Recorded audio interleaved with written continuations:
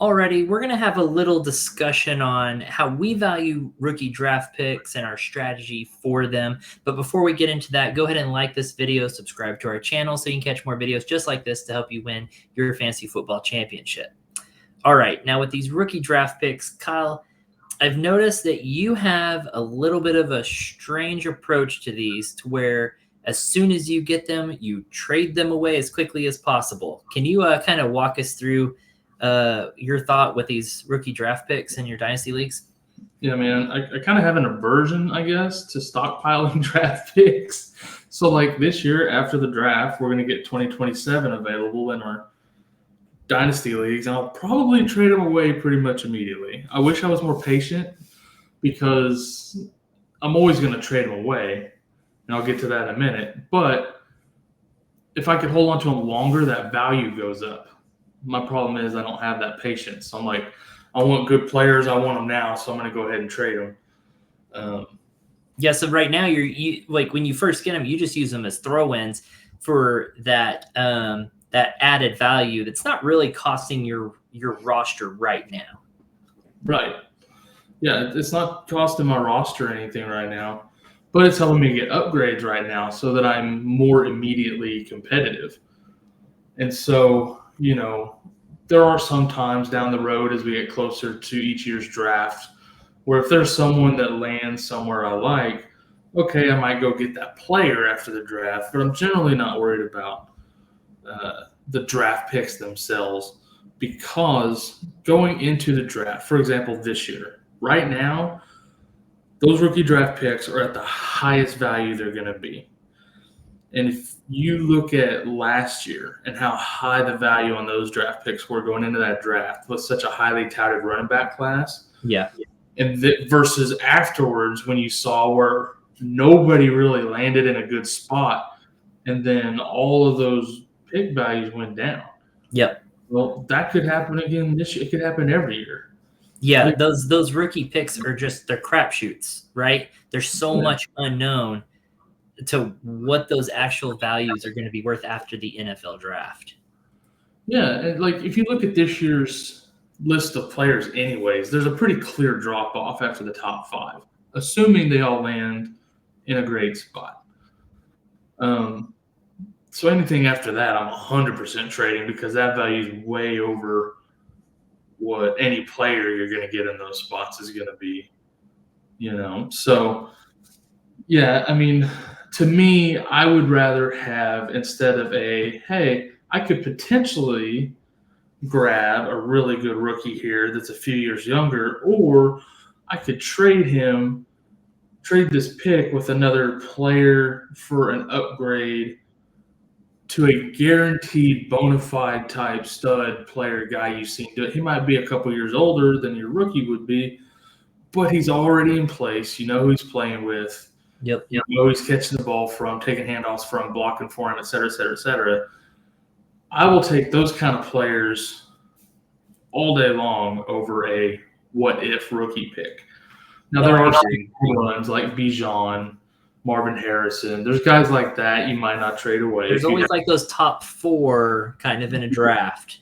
Yeah, there's always a handful of guys, but there's always a pretty clear cutoff.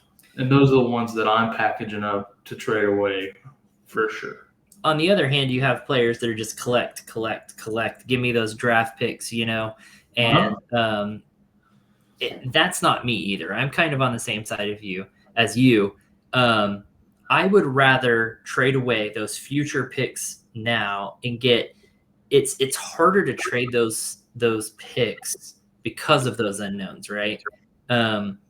But then again, there's those people that love to collect. So I'm trading my picks away to those people that love to collect for players that you can actually assign value to. They're more tangible in trading, which we're addicted to trading, right? So they're more tangible to trade. People would rather trade players, like you said, that they know their situation, right? Mm-hmm. They've seen them play in the pros. They kind of know what's going on there. Because you have busts, even with the big names that you were mentioning, Kyle Pitts. Oh my God, Kyle Pitts. He's been nothing, right? And that happens all the time. But Kyle Pitts as a name trades a lot higher than a second round pick 2 years down the road. So I want that player on my roster so that then I can flip them for something else. I'm not holding on to my draft picks. Now, with that being said, I'm collecting. I try to get a draft pick or two in the couple months leading up to the NFL draft. And then I'm trying to trade those draft picks right before the NFL draft pick, right? So you get them kind of when they're still at a discount. I didn't need them before, but right after the fantasy season, okay, I'm messing with my Dynasty roster. Now I might collect a pick or two and then hang on to it. This is where you're saying I wish I could hang on to them, right? Now I'm hanging on to it, being a little patient. And then once I'm about a week out from the draft, the NFL draft, now I'm starting to shop that sucker, right? Because now excitement's building. Excitement's building to what that pick could be. And if I have the 107 or something, personally, I don't give a crap about having that first round pick unless it's in the top couple that I know is going to be a good hit. No, right, is going to be a good hit. And I'm selling that sucker because it has a 1 at the beginning of it. Someone's going to pay way too much for it. And I'm trading away for that bona fide stud, the person I know, their blocking situation, their quarterback situation, their running back situation. I know their situation. And I'm going to sacrifice the 3-4 years on that person to get that stud, especially at something like wide receiver. Wide receivers' careers are so long. Tight ends, their careers are so long.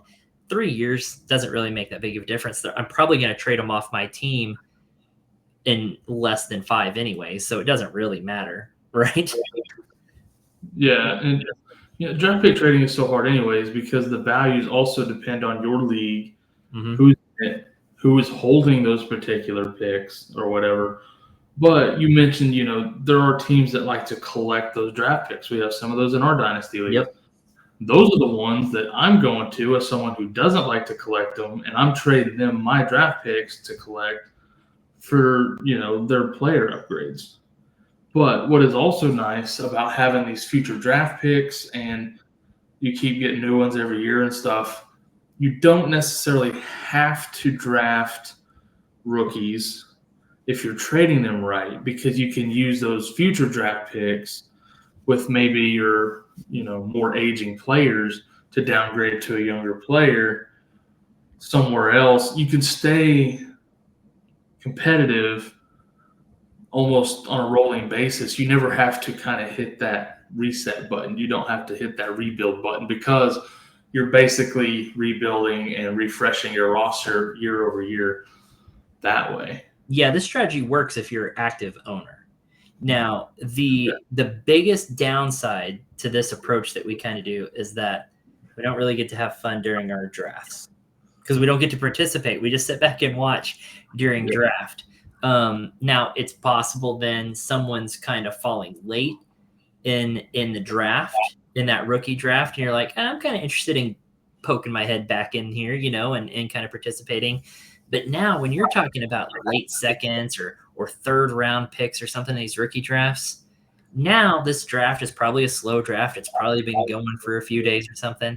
You can kind of toss something cheap back in there to somebody, maybe even another future pick that you don't value right now, but they're looking to maybe, I'm not really interested in anyone. I'll push it back to the next year. You can trade a third next year for the third this year or something, kind of pop back in there. You can get something, but it's cheaper in that moment than it was the week leading up to the draft. Right.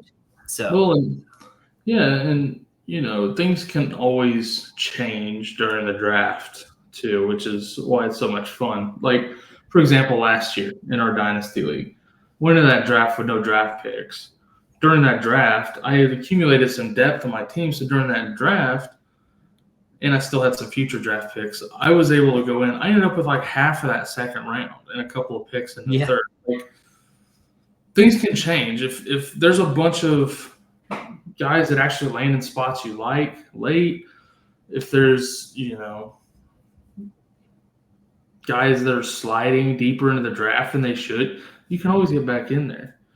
But my point is right now, if you're holding draft picks outside of like the top 5, we were getting almost a guaranteed stud. Like, I'm trading them. I'm maximizing my value because after the draft, they're only going to be cheaper. Like, even if you trade them away now and go trade back for them later, you're still going to end up on the winning side of that value after the Yeah. draft. It's like buying a used car versus a new car. You know, if you're the one driving it off the lot, you're losing, right? So Yeah. don't be the one to drive it off the lot. Go get them off of it secondhand there after they've already drafted. So Exactly. I don't know. Let us know, guys. What is your strategy? Are you hoarding picks? Or are you trading them away as soon as you get them? How do you value them? Let us know in the comments. Look forward to chatting with you.